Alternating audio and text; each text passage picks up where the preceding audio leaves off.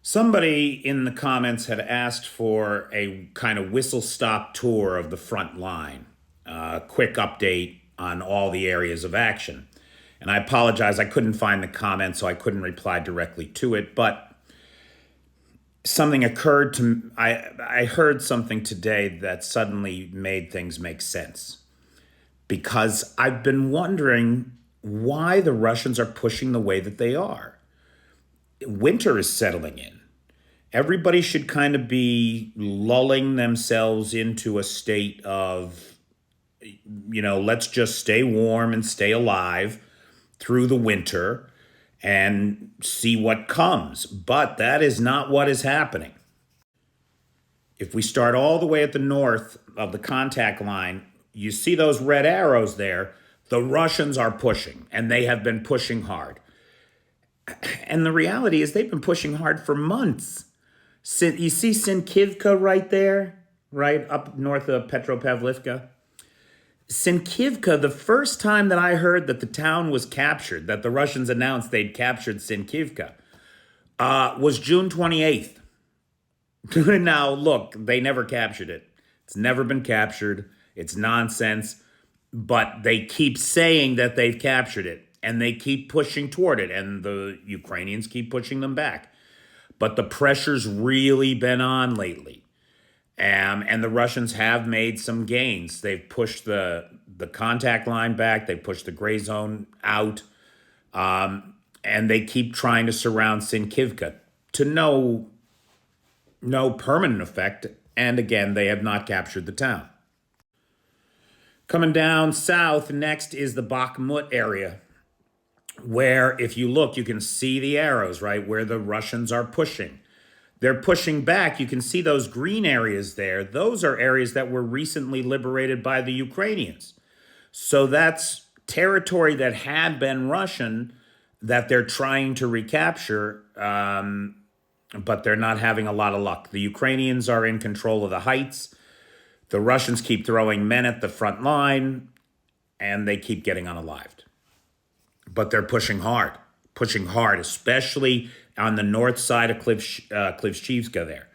They want to get back over the railroad tracks. They want to reestablish that supply route, which is now cut thanks to the Ukrainian advances. Coming down to the killing fields of Avdiivka, this is where we saw the story of some Ukrainian soldiers that had surrendered after running out of ammunition after a 30-hour firefight be summarily executed on the spot by Russians. And we saw the Ukrainians take swift vengeance against the Russians at the contact line. The losses they're uncountable. They're uncountable. But you can see, look at all the arrows. They are bound and determined to get into Avdiivka. And now it appears that they have changed tactics. Having failed to surround the city, right, that was their goal, was to push up through Severne there and push down through Berdichi and close that gap and put Avdiivka in a pocket or a cauldron. Having failed that, they're now just trying to push into the center of town. And right there, that one little red arrow you see right there into the industrial zone, we had it reported last week that in one day in battles there, the Russians lost 514 men. 514 KIA. I mean, it's insanity. It's insanity. This is just like Sinkivka. They keep saying, oh, we got Marianka. We took the town of Marianka. Bullshit. Bullshit. Bullshit. I say again, bullshit. The Ukrainians are still in control of the northern part of Marianka and are getting ready to counterattack. And given the way that everybody is pissed about those soldiers being summarily executed in Avdiivka, I think the Russians in Marianka should be scared shitless of the righteous wrath of the Ukrainians that are going to be coming at them now. That's what I think. In Robotyne, we've seen some marginal gains. The Ukrainians have taken the heights overlooking Kopani, which puts them in a very advantageous position.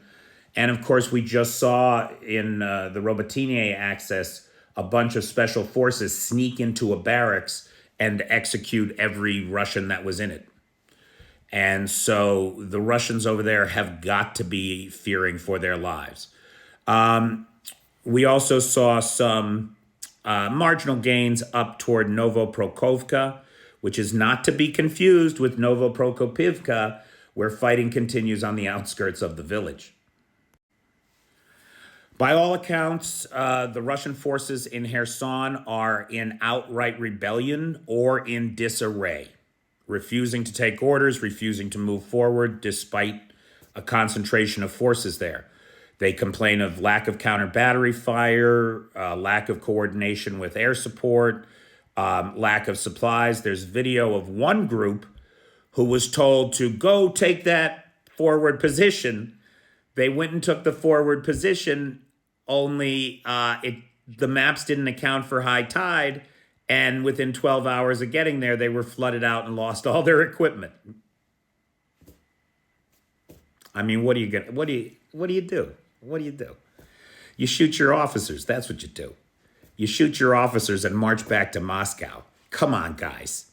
Come on. Anyway, look, none of this made any sense to me. I mean, look, I know I'm not a military person, but in listening to the analysts, everybody was saying that, things should calm down, things should cool off, right? It's so hard to advance. Your vehicles can't move in the mud. It's cold. Everybody should kind of be hunkering down for the winter and fighting a more defensive battle. And that is not what we are seeing. All up and down the line, the Russians are pushing hard and ignoring the mountains of dead that they have to crawl over to get to the contact line. Why? Well, there may be a reason. And it may be because of the gigantic ego of clone Skeletor here, or whoever this guy is. We don't even know anymore. I wouldn't claim to know. But apparently the creature that represents the leader Putin has not yet announced its candidacy for president. And that is coming up, I believe, December 14th. December 14th, it is supposed to announce that the three-headed monster that is this thing is yet again going to seize the presidency through a rigged election. Now, apparently, the forces that control these clone puppets, puppet Putins, and speak through its face, they've decided that they have to have a win for the announcement of the election speech. And they do not care what it costs. And so they have organized a new round of conscription of 170,000 men. Where did we hear that number recently? 170,000. Why would you need 170,000 exactly? Yeah, why?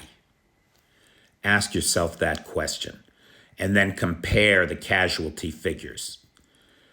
So there's a quick round of 170,000 added to the army, and this creature plans to announce its candidacy, and it needs a win. And so Russians are dying up and down the line to serve the political ambitions of a man who, for all we know, is already dead. And we're just seeing his clone copies that are being controlled by some shadow organization in the Kremlin. If you haven't seen 20 Days in Mariupol yet, you have to watch it. Please, do yourself a favor. Get out a box of Kleenex and spend an hour and 34 minutes in front of the TV. Thanks.